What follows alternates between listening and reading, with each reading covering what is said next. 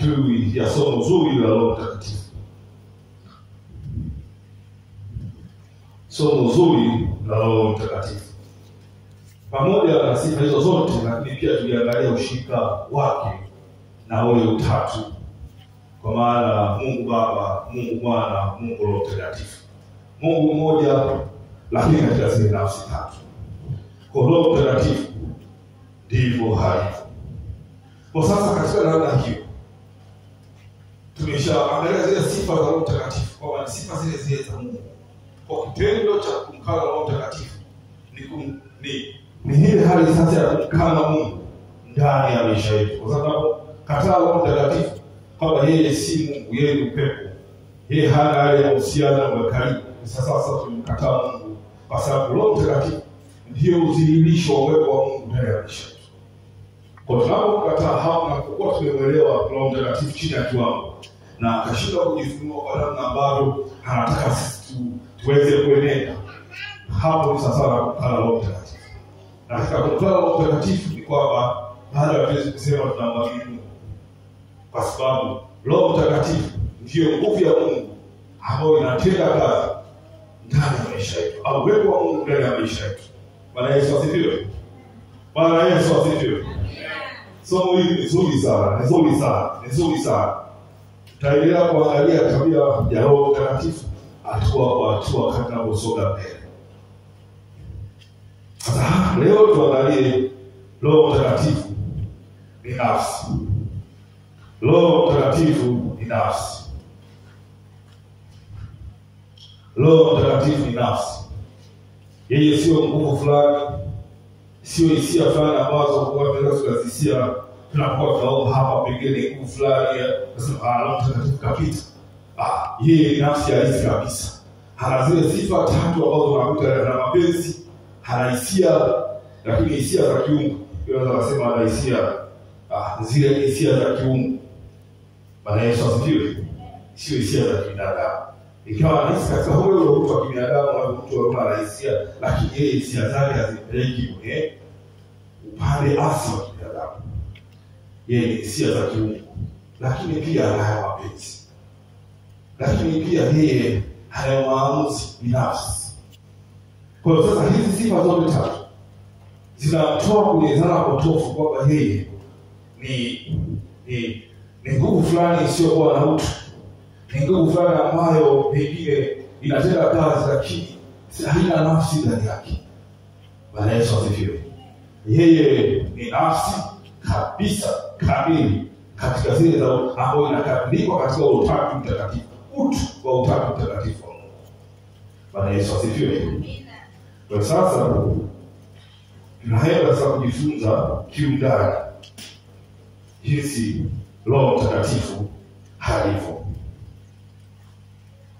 Kama tunavyoona Baba jinsi alivyo, Baba, Mwana, Roho Mtakatifu. Baba na Mwana ndivyo alivyo Roho Mtakatifu katika zile sifa za utu, za nafsi. Kwa sababu ya kumchukulia Roho Mtakatifu na kumchukulia kama nafsi ambayo anatamani kuwasiliana na mtu. Anatamani kuwa na mawasiliano kati ya wanadamu na yeye. Anazungumza, yeye anaona, ana mamlaka, ana maamuzi kamili. Huyu Roho Mtakatifu. Mwanzo ukisoma katika Wakorintho wa pili ile sura ya 13 mstari wa 14, kwa tunasema sana tunasali hapa kwa upendo neema ya Bwana wetu Yesu Kristo na upendo wa Mungu Baba na ushirika wa Roho Mtakatifu ukae pamoja nasi. Ushirika wa Roho Mtakatifu. Kwa tunaona kabisa kwamba hapa Roho Mtakatifu sio kitu kama ambavyo ilizoeleka au mnafahamu. Hao nguvu ya Mungu. Wewe unajua kwamba ni nguvu ya Mungu. Lakini Roho Mtakatifu yeye anahitaji ushirika. Maana katika Wakorintho wa pili sura hii ya 15 mstari wa 14 inasema neema ya Bwana Yesu Kristo na upendo wa Mungu Baba na ushirika wa Roho Mtakatifu ukae ndani yote. Bwana Yesu asifiwe. Kwa yeye anapenda ushirika, anazungumza katika maamuzi yetu, katika uongozi wetu wa kila siku. Na maana sasa kila siku Kristo lazima tuende mbele za Mungu kuweza kumwomba Roho Mtakatifu atupe uongozi wa kila, kwa sababu yeye anapenda ushirika. Sasa katika hii nafsi Nafsi ina vipengele vifuatavyo, ambapo tutakuwa tukiangalia kipengele kimoja baada ya kingine juu ya huu mtu wa Roho Mtakatifu. Hili tunapoendelea basi tutakuwa tunamjua Roho Mtakatifu jinsi halivyo. Yeye ana hisia, kama ambavyo nilivyosema, ni zile hisia za kiungu. Yeye ana hisia, kama ambavyo unaona mtu yoyote ana hisia, na ndivyo ilivyo hata kwa Roho Mtakatifu ana hisia. Kusoma katika ile Waefeso 4:30, Biblia inatuambia wala msimzidishe Roho Mtakatifu wa Mungu, ambao kwa hiyo mlitia muhuri hata siku ya ukombozi. Paulo hapa kumweleza Roho Mtakatifu katika hali ya uhusiano wa karibu sana, kwa yeye katika ushirika wa hali ya juu wa kina sana kimahusiano kati ya Kristo na huyu Roho Mtakatifu. Ama sasa anakwenda mbele anasema wala msimhuzunishe huyu Roho Mtakatifu wa Mungu, ambao kwa hiyo mlitiwa muhuri hata siku ya ukombozi. Paulo anatumia neno kuhuzunisha. Ukisoma katika neno la Kigiriki inaitwa haipete, ambalo lina maana kuhuzunisha, kuumiza moyo. Lina maana ya kuumiza moyo au kusikitisha, kama unaona mtu anamuumiza moyo au anasikitisha au kuongeza maumivu. Bwana Yesu asifiwe. Yaani maneno yote matatu ambayo katika lugha ya Kigiriki ukichukua neno la haipete bila maana hiyo, kwamba kuumiza au kuumiza moyo au kusikitisha. Kwa wakati mwingine Roho Mtakatifu tunamuumiza moyo, na wakati mwingine tunamsikitisha, wakati mwingine tunaongeza maumivu. Bwana Yesu asifiwe. Bwana Yesu asifiwe. Kwa hiyo Roho Mtakatifu ni nafsi halisi kabisa ya Mungu, ambaye yeye anasikia maumivu, yeye anaweza kuumiza moyo, yeye wakati mwingine tunamsikitisha. Huyu ni Roho Mtakatifu.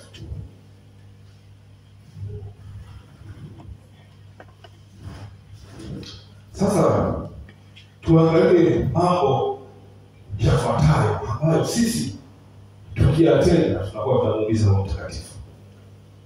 Ni mambo gani ambayo tukiyatenda tunakuwa tunamuumiza Roho Mtakatifu? Kumbuka Mtume Paulo anatumia neno wala msimhuzunishe, wala msimhuzunishe huyo Roho Mtakatifu wa Mungu, wala msimhuzunishe. Na pengine Bwana Yesu akasema yote unaweza kusamehewa, lakini atakaye kashi Roho Mtakatifu hata samehewa hapa duniani wala hilo tutaliona mbele. Amen. Sasa ni mambo gani ambayo tukiyatenda tunakuwa tunamhuzunisha huyu Roho Mtakatifu? La kwanza, andika dhambi ikitawala katika maisha ya muumini. Dhambi ikitawala katika maisha ya muumini. Dhambi ikitawala katika maisha ya muumini. Pale ambapo unaona Mkristo anaamua kutenda dhambi kwa makusudi, hataki kubadilika, anakataa maisha ya utakatifu. Kwa pale ambapo tunapoamua sasa kuendelea kuishi katika dhambi, katika hali ya moyo sio usafi wa moyo, hali sisi tunamhuzunisha Roho Mtakatifu. Biblia inatuambia katika Isaya sura ya 59 na ule mstari wa 2 anasema, na maovu yenu yamefarakana na Mungu wenu. Kwa hiyo unaweza kuona kwamba maovu yenu yamefarakanisha na Mungu wenu. Sasa Isaya alikuwa anaeleza habari kwamba Roho Mtakatifu tunapokuwa katika hali ya dhambi, hali ya uchafu, tukitoka katika hali ya utakatifu, tukana maneno yetu na mahusiano yetu ya kila siku, tunamuumiza Roho Mtakatifu. Roho Mtakatifu anaumia pale ambapo tunaendelea kuwa katika hali ya dhambi na kukataa neema hii hapo hiko ndani ya damu ya Yesu. Yeye anahuzunika. Anasema wala msimhuzunishe Roho Mtakatifu, ambao kwa hii mliwekwa muhuri hata siku ya ukombozi. Yesu asifiwe. Wale tu ambao tulikuwa kuokoka, Roho Mtakatifu ndio anatuweka muhuri. Sasa anasema wala msimhuzunishe huyu Roho Mtakatifu. Kwa hiyo pale tunapoendelea kutenda dhambi, ndio kabisa tunapunguza ule ushawishi wa Roho Mtakatifu ndani yetu. Kumbuka Roho Mtakatifu yuko ndani yetu, anaishi ndani yetu. Maana Bwana anasema huyo Roho Mtakatifu, huyo msaidizi, huyo atakaa ndani yetu. Huyo Roho Mtakatifu atakaa ndani yetu. Kwa hiyo tunapoendelea katika kutenda dhambi, tunapunguza ule ushawishi wa Roho Mtakatifu kuweza kuweka ndani yetu, kuweza kufanya kazi ndani yetu, kuweza kutuongoza, kuweza kufanya maamuzi, hata kutuombea ndani yetu. Na Yesu asifiwe. Tunaanza hatua kwa hatua, tunaanza kusikia Roho Mtakatifu ananyamaza kimya. Hatua kwa hatua, ananyamaza kwa moja tu. Anazidi kutuonya, usifanye hivi, na tunakaidi. Usifanye hiki, tunakaidi. Usifanye hiki, tunakaidi. Kwa hatua kwa hatua, sisi wenyewe tunamsimisha. Kwa hiyo dhambi ikitawala katika maisha ya mtu, Roho Mtakatifu anahuzunika. Lakini lingine ni ule mgawanyiko katika kanisa. Mgawanyiko katika kanisa. Ukisoma Roho Mtakatifu ndio chanzo cha umoja. Ukisoma kitabu cha Efeso 4:3 anasema na tukihifadhi umoja wa Roho, umoja wa Roho na kile kifungo cha amani. Tunaona hapa Petro na Paulo anazungumza katika kanisa la Efeso, alikuwa akiwaambia kwamba wahifadhi umoja wa Roho. Hii Roho Mtakatifu ndio chanzo cha umoja wa Roho na kifungo cha amani. Yeye ndio hamana ya amani. Kwa hiyo unapokuwa na mgawanyiko ndani ya kanisa, kwa mfano kuna makundi, kuna mgawanyiko, watu wanagombana, wanachukiana, ndani ya kanisa kuna mambo kama yanaweza yakatokea. Watu kugombana, watu kuchukiana, chuki. Kwa hiyo hayo yote, hata makundi na makundi, unakuta grupu hii ndani ya kanisa. Kwa sasa Roho Mtakatifu anapoona hali ya namna hiyo, tunakuwa tunamhuzunisha. Kwa sasa rejea hiyo kitabu ambacho tulisoma Wakorintho wa kwanza 3:3 anasema tukihifadhi umoja wa Roho, ambayo kwa hiyo tumefungwa katika kifungo cha amani. Kwa hiyo ile migongano, kuchukiana, kunafanya kumwozesha Roho Mtakatifu. Maana sasa Paulo anatuambia sasa katika kile kitabu cha ile Wakorintho wa kwanza 3:3 anasema maana bado watu wawili, bado ninyi watu wawili. Alikuwa akiwaelezea Wakorintho kwamba wale ni watu wawili. Kwa sababu gani? Ndani yao pamoja na kwamba wameokoka, bado kuna fitina. Pamoja na kwamba wameokoka, bado kuna wivu. Bwana Yesu asifiwe. Kuna mambo yote yale mabaya ambayo hayampi Mungu utukufu. Kwa hiyo anasema bado hawa watu wawili. Nini maana yake tukiwa watu wawili? Maana nyingine ni kwamba Roho Mtakatifu hakai ndani yetu.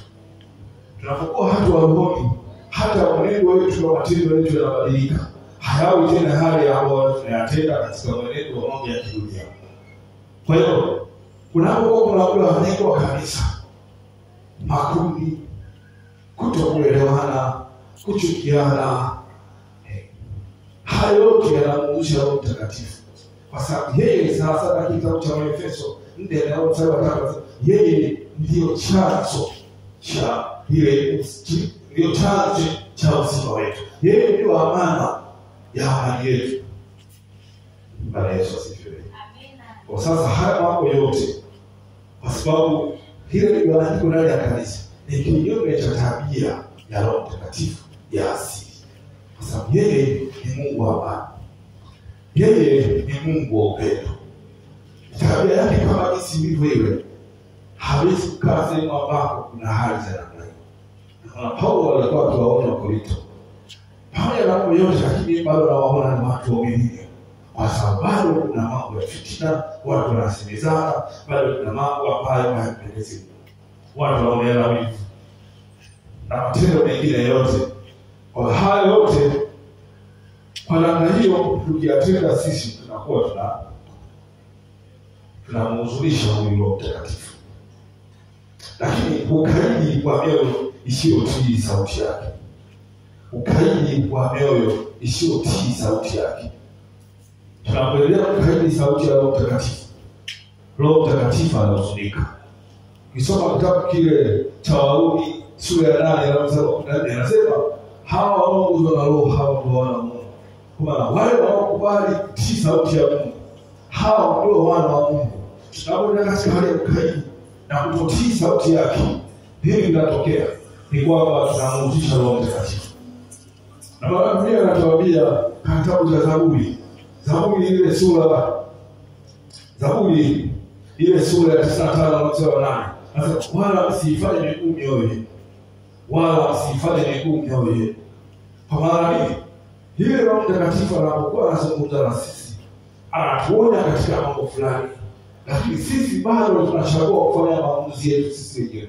Tunachagua kufanya yale mapenzi yetu ambayo hayaendi sawa na mapenzi ya Mungu. Kwa maana hiyo ni kwamba Roho Mtakatifu tunamhuzunisha. Kwa sababu tunakuwa tumekandi na tunataka kumsikiliza yeye. Yesu asifiwe. Tunajifunza hizi tabia za Roho Mtakatifu ili tupate kumjua. Na tunajifunza kwa wingi sana. Kwa hiyo hii inamhuzunisha Roho Mtakatifu kwa sababu inazuia baraka, lakini pia inazuia utendaji kazi wa Roho Mtakatifu katika maisha yetu.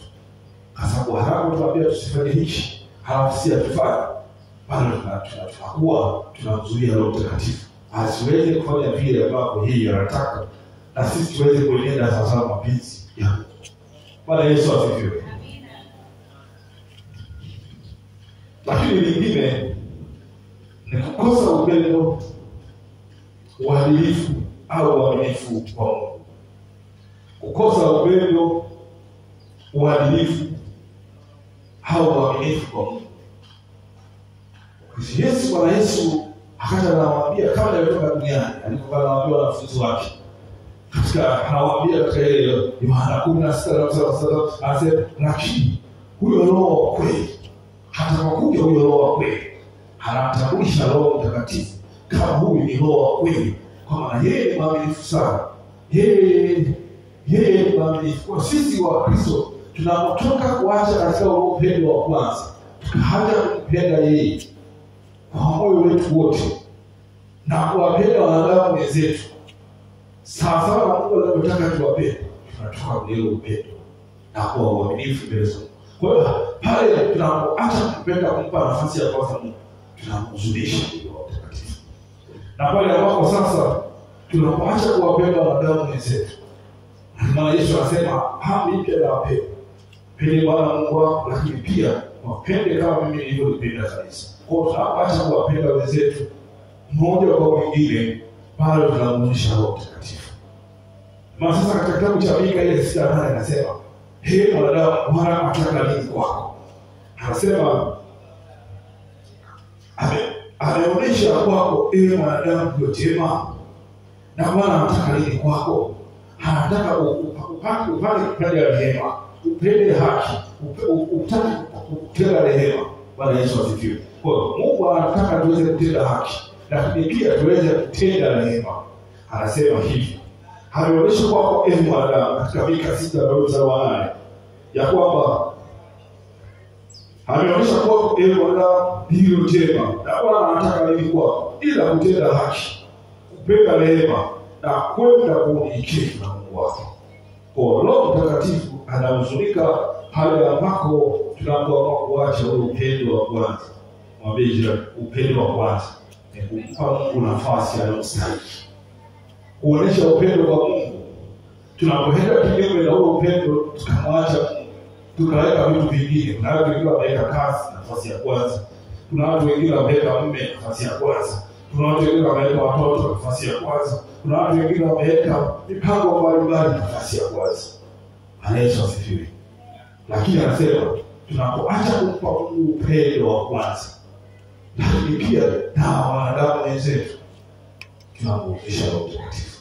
Na kitabu cha Mika 6:8 anazungumza bwana, mwanadamu, Bwana ametuonesha kwamba yeye anataka tutende haki, lakini pia tupate kutenda rehema, tupate rehema, lakini pia na kwenda kuunyenyekevu na Mungu wako.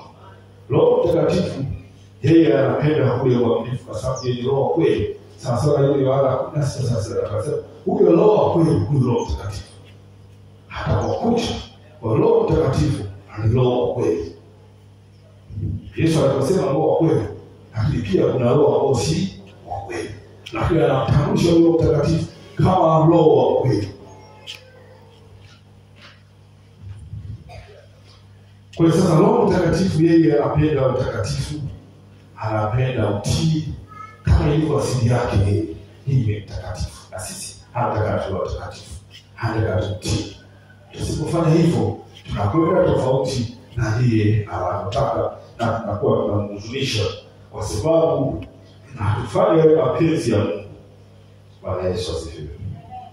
Yeye anaona maumivu kwa sababu anasikia tunavyofanya, anaumia. Kama ambavyo tumesema kumhuzunisha ni maana yake katika neno la Biblia ipite ni kwamba ni kuumiza moyo, kumsikitisha au kuongeza maumivu.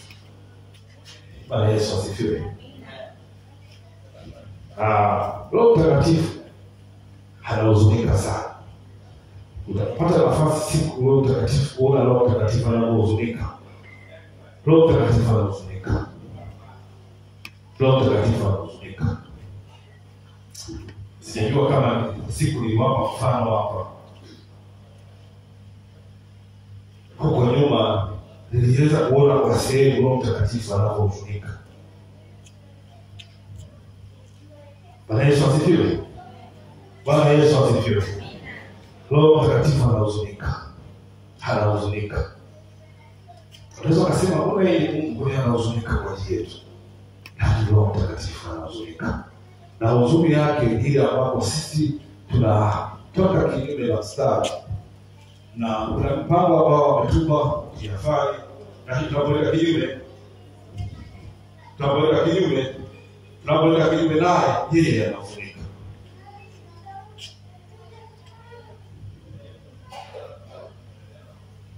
Huu mfano nilishautoa, lakini nitautoa tena na tena. Bwana Yesu asifiwe. Nitautoa tena na tena.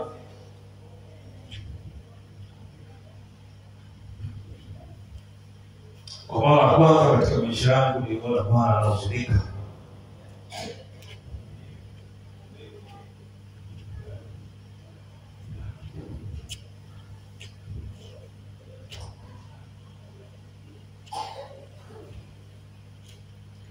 Siku moja Bwana alipata neema ya kuweza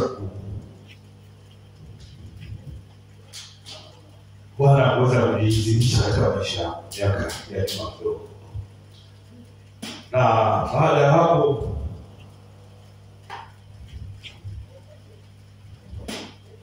akanipa maelekezo, na baada ya hapo nikaanza kuchunguza ule upendo. Mwanzo baada ya kuwa amejizimisha kwangu, nikawa na bidii kubwa sana ya kusoma neno, kuomba, kufanya. Baadaye nikaanza kupunguza. Bwana Yesu asifiwe. Nikaanza kupunguza hatua kwa hatua, nikapunguza. Na nakumbuka siku moja ilikuwa ni kombe la dunia. Kombe la dunia ilikuwa mwaka 2022. Wakati huo kwa muda wa maombi, halafu wakati huo kuna mpira unaendelea. Bwana Yesu asifiwe. Na pembeni huko naona tabia wao wanaomba. Bwana Yesu asifiwe. Na kingine nikachukua hatua ya kwanza kusikiliza kuangalia mpira, nikaacha. Bwana Yesu asifiwe. Bwana alihuzunika sana. Saa nzima Bwana alikuwa anahuzunika. Saa nzima. Wakati mwingine nikiongea haya, ila baadaye Mungu atanizimisha. Atakuwa anajifunua katika maisha yetu kadri tunavyoendelea mbele. Bwana Yesu asifiwe. Yeye mwenyewe katika maisha yetu. Bwana alihuzunika, yeye ni Mungu, lakini anahuzunika. Anaanza kuambia namna ambavyo unatafuta, namna ambavyo unakufikiria, namna ambavyo watu wengine katika njia wanatafuta watumishi wake waweze kuleta katika njia, lakini hata kama tunapokuwa tunakai, lakini bado wanatufikiria. Si kwamba wanatufikiria kwa sababu, lakini kwa sababu hawataka turejee. Bwana Yesu asifiwe. Ndivyo sasa hivyo kwa katika kitabu cha Isaya, wala Israeli walipokosea. Ukisoma Isaya ile 63 na mstari wa 10. inasema nao anazungumza kwa habari ya wana wa Israeli walipokorofisha Roho wa Mungu, hata wakamchokoza Roho wake Mtakatifu. Na pia anatuambia kwamba Roho Mtakatifu akageuka akawa adui yao, akaanza kupigana nao. Sote vizuri ile Isaya 53:10. Nasema lakini wao waliasi wakamchokoza Roho wake Mtakatifu. Kwa hiyo akawageukia kuwa adui wao, akapigana nao. Wakati mwingine nzuri ya Roho Mtakatifu inapoongezeka sana, anatuambia tufanye hichi, hisi atufanye tuendelea kukaidi. Halafu sema katika yale mambo ambayo anayachukia, yeye anahuzunika. Na huzuni inapokuwa kubwa, si kwa sababu anatuchukia, ila kwa sababu anataka turudi kwenye mstari. Kwa tunapoendelea hivyo, yeye anaweza akageuka akawa adui yetu, akaanza kupigana sisi. Na ndivyo iliyotokea huko katika kitabu kile. Kitabu cha Isaya, wana Israeli walikosea, wakamwasi Mungu, wakamchokoza. Kwa utaratibu tukamchokoza Roho Mtakatifu kwa matendo yetu, kwa maneno yetu, hata pale anapotukana, anapotuambia kwa neno lake tusifanye hiki, lakini sisi tunaendelea kufanya. Kwa hiyo kwa namna hiyo tunaendelea kumchokoza Roho Mtakatifu. Na kinachotokea ni kwamba anaweza akageuka, na akigeuka anapigana nasi, hanakuwa adui yetu. Soma kitabu cha Methali sura ile ndani ya 2:3, utaona anasema nami hata nitakulia sitasikia. Mtafuta sana kwa bidii mtaniona. Bwana Yesu asifiwe. Siku moja Bwana tunataka maombi, Bwana akasema niwatafuta sana huko nyuma, lakini nilikuwa nakataa na nipa hamnipi nafasi. Lakini sasa mtako nikataa tena, hata mtafuta na kulia kwa bidii hamtaniona. Kwa hiyo wakati mwingine hii nzuri ya Mungu inaongezeka sana. Yeye anasikitika kama kwa mimi wala Bwana akisikitika saa nzima, Bwana anasikitika mpaka anaanza kwa mimi ni mtu anagani mpaka hata Mungu aanze kusikitika. Yaani anapozungumza kusikitika, kusikitika kweli, yaani anaumia katika ile maumivu ndio anazungumza. Mimi experience Yesu asifiwe. Anaposema anaumia moyo, ni kweli anaumia kabisa, kama nafsi, kama watu wa wanadamu wake. Yaani sisi tena zaidi ya wanadamu. Vile ambavyo tunatenda dhambi, vile ambavyo tunapoenda katika mienendo yetu mibaya, tunapoishi maisha ambayo yanapendeza Mungu, kwa si matakatifu, tunapoenda kinyume na mapenzi ya Mungu, Roho Mtakatifu anahuzunika sana. Anahuzunika. Bwana Yesu asifiwe. Anahuzunika.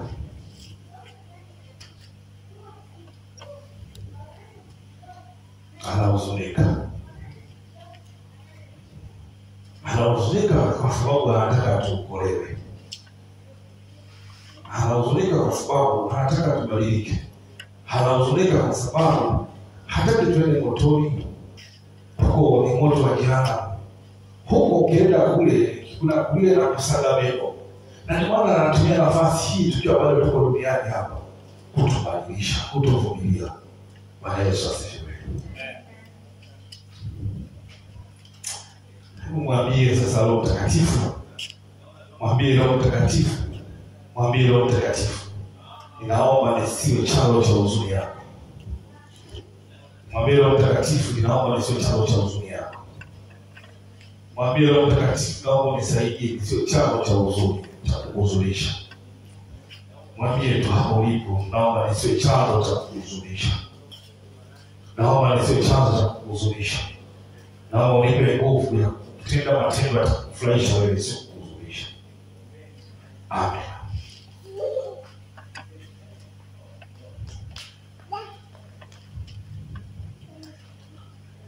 Kwa Roho Mtakatifu, yeye anahuzunika si kwa sababu anatuchukia. Yeye anatuchukia. Ni kama ambavyo unavyoona rafiki, na rafiki hao mzazi anapoona mtoto au anapoona mtu fulani anafanya vitu ambavyo anaona vitamuumiza, hiza kujua au kutokujua, ile njia anayoichukua anaona kabisa huko mwishoni itamletea madhara makubwa. Au kwa mfano wewe unaona mbele, unaona mtu anapanda gari, anakwenda mbele, ile gari atapata ajali, atakufa. Kwa sasa unajaribu kumwambia usipande hiyo gari, usipite njia hiyo, pita njia hii. Lakini bado unaona yule mtu anakataa, anakaidi, anaamua kwenda, na mwisho huko mbele anapanda ile gari, anakufa. Hao wanaingia kwenye mambo ambayo hizi ajina anaochukua inabidi inaleta matatizo mbeleni. Kwa Roho Mtakatifu kwa sababu yeye anajua, anatuelewa kuliko tunavyojua sisi, anahuzunika. Ndivyo ilivyo. Si kwa sababu pengine ni kwa sababu tu anataka tuokolewe, tuweze kuishi maisha ya kumpendeza. Sasa hiyo Yakobo ile 4:5, Yakobo 4:5 anasema, "Je, maonaje? Hamjui kwamba huyo Roho wa Mungu hutuonea, hututamani kiasi cha kutuonea wivu? Je, naona kama maandiko yasema uongo? Hamjui kwamba huyo Roho Mtakatifu ambaye anakaa ndani yetu hututamani kiasi cha kuona wivu?" Yesu asifiwe. Kwa hiyo Roho Mtakatifu asema hao, naona kwamba maandiko yasema kule Roho anayekaa ndani yetu hututamani kiasi cha kuona wivu. Yakobo ile 3:5. Kwa hiyo Roho Mtakatifu yeye wivu wake si wivu wa kawaida, ni ule wivu wa Mungu. Ni ule wivu wa Mungu.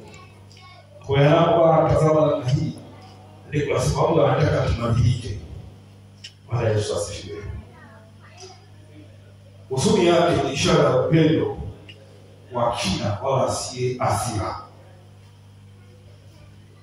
Usuni yake ni ishara ya upendo wala si hasira, kwa sababu anataka tufanye mapenzi.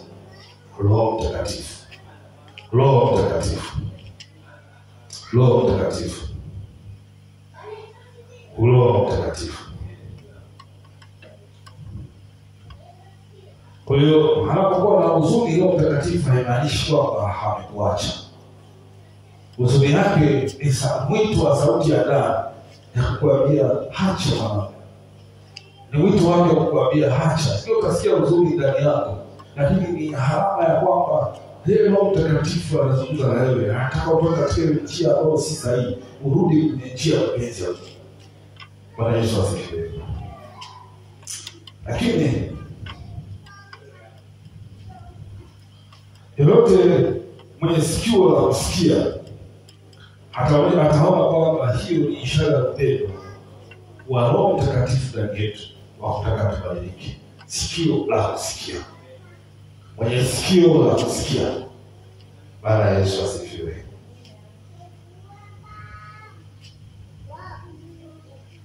Kwa hiyo sasa,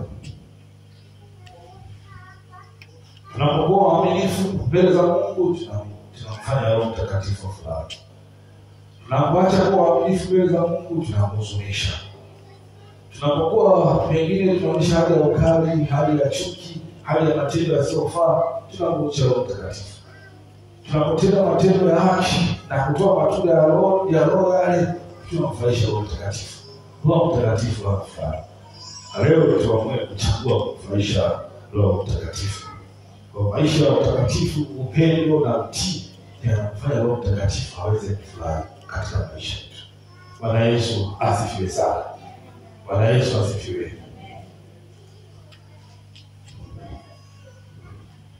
Wathesalonike wa kwanza 5:19. Biblia inasema hivi, Mtume Paulo anatuambia kwamba wala msimzimishe Roho Mtakatifu. Baba anamzungumza Roho Mtakatifu kwamba tusimzimishe. Wathesalonike wa kwanza 5:19, tunamzimisha kwa namna gani? Pale tunapokuwa tunatenda matendo ambayo hayampi Mungu utukufu. Kwa hiyo sasa tumejifunza hapa yale mambo ambayo yanamfanya yeye tuweze kumhuzunisha. Kwa tumheshimu Roho Mtakatifu kwa kuishi kwa unyenyekevu, toba na utii. kwa sauti yake.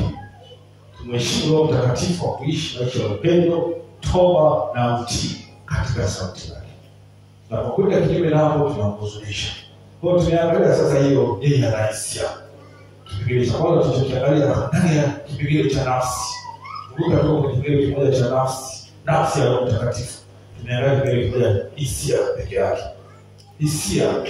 Sasa tunataka kipengele kingine sasa cha mapenzi. Yeye ana mapenzi. Bwana Yesu asifiwe. Yeye ana mapenzi. Tunaweza kuchelewa. Yeye ana mapenzi. Hizi zote tunajifunza tabia za Roho Mtakatifu. Tunaendelea kujifunza ili tuweze kumwelewa na tujue vitu gani ambavyo yeye hataki, na tujue Roho Mtakatifu nani kwa nafasi yake kulingana na neno la Mungu jinsi lilivyo. Kwa yeye hana mapenzi. Soma Wakorintho wa kwanza sura ile ya 12 na mstari wa 11.